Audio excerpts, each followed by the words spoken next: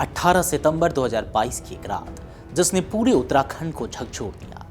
19 साल की रिसेप्शनिस्ट अंकिता भंडारी की हत्या ने न सिर्फ राज्य सरकार की कार्यशैली पर सवाल खड़े किए, बल्कि उत्तराखंड की पर्यटन छवि को भी गहरा धक्का पहुंचाया। उस रात आखिर हुआ क्या था? किन हालातों में अंकिता को उसकी जिंदगी से हाथ धोना पड़ा? इस रिपोर्ट में हम आपको उसी रात की घटनाओं को क्रमवार बताएंगे। अगस्त 2022 में अंकिता भंडारी ने यमकेश्वर ब्लॉक के भीतर स्थित वानंतरा रिजॉर्ट में रिसेप्शनिस्ट के तौर पर नौकरी शुरू की। यह रिजॉर्ट भारतीय जनता पार्टी से निष्कासित नेता और हरिद्वार बीजेपी नेता विनोद आर्य के बेटे पुलकित आर्य का था। नौकरी के कुछ ही हफ्तों में अंकिता को समझ आने लगा कि इस रिजॉर्ट में सिर्फ टूरिज्म नहीं, कुछ और भी चलता है। उस पर स्पेशल सर्विस देने का दबाव डाला जाने लगा, यानी वीआईपी मेहमानों को निजी तौर पर संतुष्ट करने का। अंकिता ने इसका कड़ा विरोध किया और यही उसकी जान का कारण बन गया। 18 सितंबर 2022 की शाम आखिर हुआ क्या था? उस दिन पुलकित आर्य ने अंकिता पर दबाव बनाया कि वह एक विशेष गेस्ट को एंटरटेन करे। अंकिता ने इनकार किया और कहासुनी बढ़ गई। रात करीब 8 बजे अंकिता ने अपने दोस्त पुष्प को कॉल किया और बताया कि पुलकित और उसके साथी उसे प्रताड़ित कर रहे हैं। उसने कहा कि अगर कुछ हुआ तो वे लोग ही जिम्मेदार होंगे। इसके बाद कॉल कट हो गया और अंकिता का फोन बंद हो गया। रात में जबरन गाड़ी में बैठाना और चीला नहर की ओर सफर। क्या है ये मामला, चलिए आपको बताते हैं।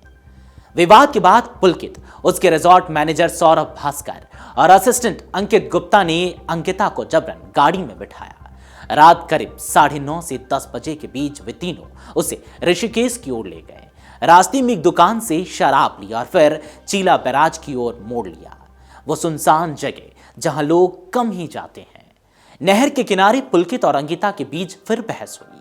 गुस्से में पुलकित ने उसे धक्का दे दिया। अंकिता पानी में गिर गई और तेज बहाव में बह गई। हत्या तो कर दी गई, लेकिन इसके बाद अपराध छिपाने की अपराधियों ने पूरी कोशिश की।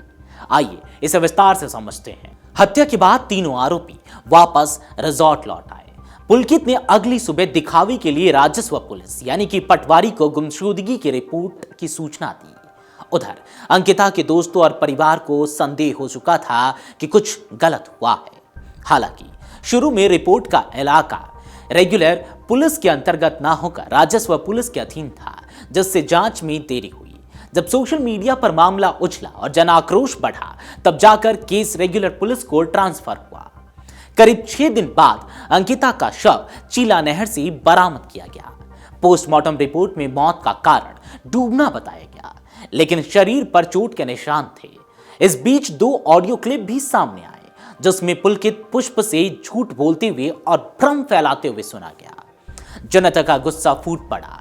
रिजॉर्ट पर हमला हुआ और सरकार ने उसे बुलडोजर चलाकर गिरा दिया। मुख्यमंत्री पुष्कर सिंह धामी ने एसआईटी गठित की और जांच तेज हो गई। पुलिस ने तीनों आरोपियों पर हत्या की धारा 302, आपराधिक साजिश और सबूत मिटाने की धाराओं में केस दर्ज किया। 90 दिन में 500 पन्नों की चार्जशीट दाखिल की गई। 100 से अधिक गवाहों, सीसीटीवी, कॉल रिकॉर्ड्स और ऑडियो क्लिप को साक्ष्य के रूप में पेश किया गया।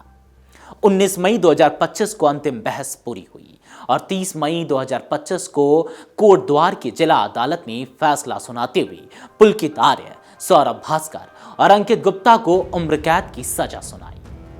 अंकिता की मौत ने पूरे समाज को एक आईना दिखाया कि सत्ता, पैसे और रसूख के आगे भी अगर जनता खड़ी हो जाए तो न्याय संभव है। इस केस में मीडिया, सोशल मीडिया और जनता का निरंतर दबाव भी वह ताकत बना जिसने उत्तराखंड की व्यवस्था को हरकत में ला दिया।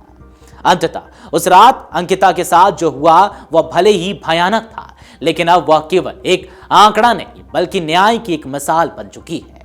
अगर आप ये वीडियो YouTube पर देख रहे हैं तो हमारे चैनल को सब्सक्राइब कर बेल आइकन दबाएं और Facebook पर देख रहे हैं तो हमारे पेज को लाइक करें।